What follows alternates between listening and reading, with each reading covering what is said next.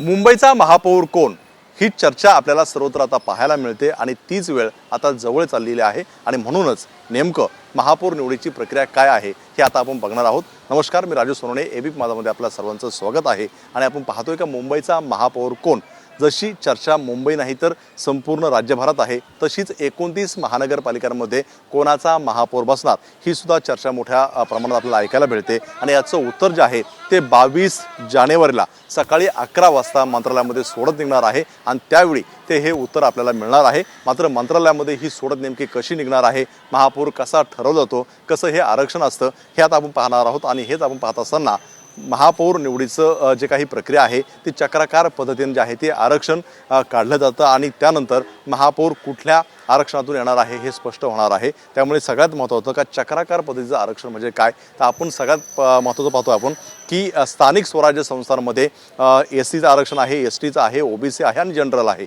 आणि यामध्ये पुन्हा 50% महिलांचं आरक्षण आहे। त्यामुळे आता 29 महानगरपालिकांचं एकत्रितपणे जे आहे ते आरक्षण निघणार आहे आणि म्हणून हे आरक्षण करत असताना आपण पाहतोय की हॉलमध्ये सगळे अधिकारी असतील, माधुरी मिसाळच्या राज्यमंत्री आहे, त्यांच्या उपस्थितीत ही लॉटरी निघणार आहे आणि समोर प्रत्येक पक्षाचे प्रतिनिधी सुद्धा समोर असणार आहे आणि पारदर्शक एक बॉक्स असेल, त्या बॉक्समध्ये चिठ्ठ्या टाकल्या जातील। तो बॉक्स पूर्णपणे जो आहे तो त्या चिठ्ठ्या मिक्स केल्या जातील आणि त्यातून एक एक चिठ्ठी काढून आरक्षण डिक्लेअर करेल। तर हे डिक्लेअर कसं होणार आहे, तर चक्राकार पद्धत आपण पाहतोय की हे जे आरक्षण आहे हे करत असताना 29 महानगरपालिकांचं एकत्रित निघणार आहे। त्यामुळे आपण पाहतोय की OBCचं समजा पहिल्यांदा OBCचं आरक्षण जर डिक्लेअर करायचं असेल तर OBC आरक्षण डिक्लेअर केलं जाईल। त्याच्यानंतर आपण पाहतोय की 29 महानगरपालिकांमध्ये समजा जर याच्या आधी 10 महानगरपालिकांमध्ये OBC आरक्षण जर लागू झाला असेल की त्यानुसार महापौर आला असेल तर ती 10 नावं महापालिकांची साईडला काढली जातील। म्हणजे समजा 29 मधले 19 नावं शिल्लक राहिली तर 29 चिठ्ठ्या ज्या आहेत त्या बॉक्समध्ये टाकल्या जातील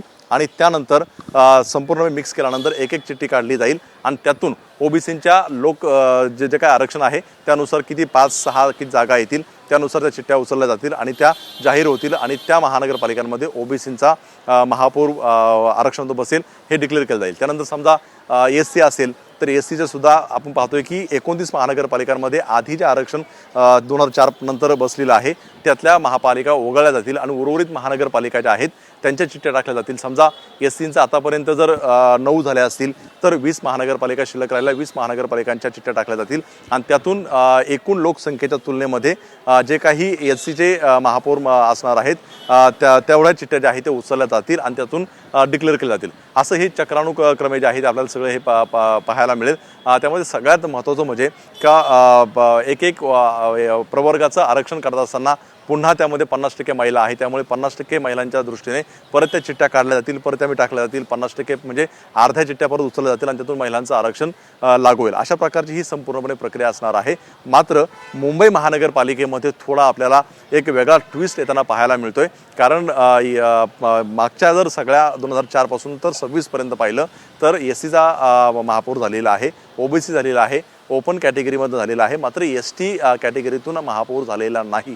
आणि आता हीच अडचण जी आहे ती सत्ताधाऱ्यांची होताना पाहायला मिळते, कारण 2 जागा मुंबईमध्ये ST प्रवर्गासाठी होत्या आणि दोन्ही नगरसेवक जे आहेत ते ठाकरे गटाचे निवडून आलेले आहे। त्यामुळे भाजपकडे सध्या STचा नगरसेवक नसल्याची माहिती समोर येते। शिंदे गटाकडे सुद्धा नगरसेवक जो आहे तो STचा नाही आहे। त्यामुळे जर कदाचित STचं आरक्षण लागलं तर ठाकरेंचा महापौर होऊ शकतो आणि म्हणूनच उद्धव ठाकरेंनी मध्यंतर जे वाक्य वापरलं होतं का महापौर कोण ठरणार हे देवाच्या हातामध्ये आहे, तर त्याचा संदर्भ हाच असल्याचं समोर येतोय। त्यामुळे 22 तारीख सगळ्यांसाठी अतिशय महत्त्वाची असणार आहे। आता आपण पाहतोय की कुठेतरी हे अडचण होत असताना दुसरी एक बाजू समोर येते, कुठेतरी आता दुसरा एक निर्णय जो आहे तो समोर येण्याची शक्यता आहे। सत्ताधाऱ्यांचं म्हणणं असं आहे की आतापर्यंत जे काही जो रोटेशन होतं ते पाळलं गेलं नव्हतं, ते ब्रेक झालेलं आहे। त्यामुळे आता पुन्हा एकदा नव्याने बिंदू जो आहे तो घेतला जाईल।